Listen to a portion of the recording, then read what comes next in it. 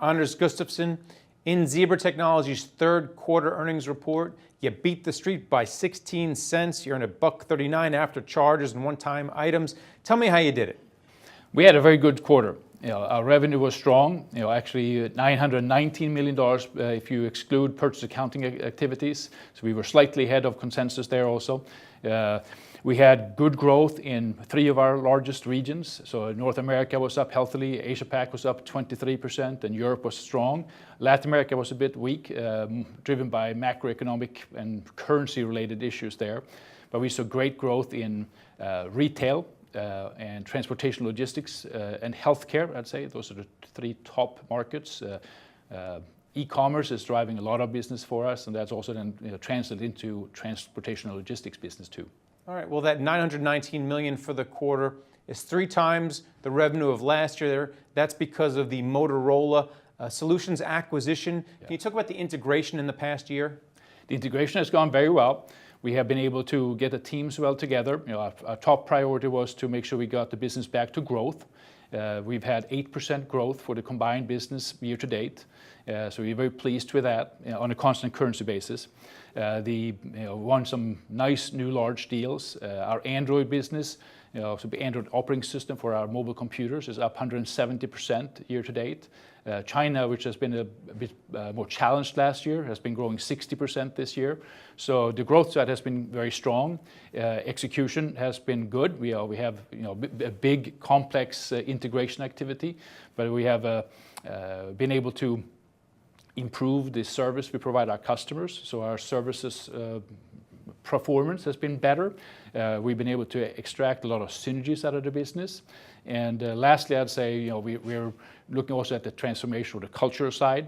One of the big acquisitions or mergers don't work out is the clash of cultures, and we had several cultures coming together. So we're working very hard on a specific program to drive everybody to come together and kind of define what culture we want. And so far we've had 250 people go through this, and I think everybody's very excited. People have been working very hard on getting us to where we are, and are quite excited about what we can do. Well, you want everybody working on the same team, and speaking of teams, you have a deal with the NFL. Can you talk about how you're leveraging that association, because it's a very powerful brand? Yeah, so the NFL has been a great customer of ours.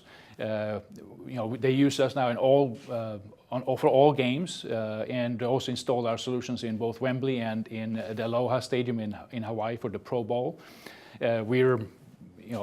I'd say analytics in sports is something that every league, every sport is looking at, and we're trying to make sure that we position ourselves well with all those other leagues and teams as well. But we've also had a great benefit of being able to leverage it into some of our other customers, some of our more industrial customers. So the application with the NFL of being able to track the players in real time illuminates very well what the technology can do, and makes it easy for other industrial customers to say, okay, I have an application, I have a use case for this. Can you talk about your healthcare penetration? Clearly, we've been hearing a lot about Obamacare during the current presidential campaign, and we're going to continue to hear about it for a long time. Talk about how this helps or hurts your business. Well, healthcare has been probably our fastest growing vertical market for the last several years. The electronic health record has been a catalyst for this. So now you can have an avatar of the person. You can store data. You can go back to that. So anything from bedside care, that if you're a patient, if a caregiver comes in and they can scan the barcode on your wrist, they can scan the medication, and scan his or her ID badge to make sure the right patient get the right medication at the right time, the right dose by an authorized caregiver. So that, and then now you can keep that data and use that data. But we also do a lot of other things around blood banks, medication.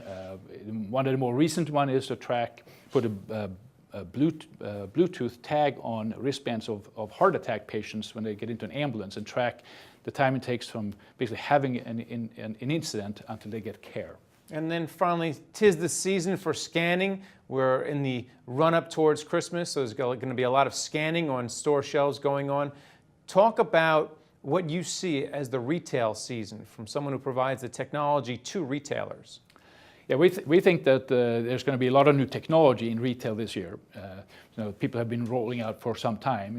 You have e-commerce on one side that is basically relying on technology to make sure they can have a very optimized, very efficient warehouse and get all their products to their end user customers on time and correct customers. But we see regular brick and mortar retailers now investing a lot in technology, our type of technology, to both drive efficiencies, but also for the improvement of the engagement with their customers. So omni-channel, as an important strategy for most retailers. They now need to have much greater control of the inventory, which we can help with. But also, if somebody walks into a store, now we can help them track it. Who is that person? Where is that person in the store? They can push a coupon. They can send a salesperson to them to help make sure that they engage with that person properly. All right. Well, thanks a lot for coming on and talking about it. Thank you. And thank you for watching The Street.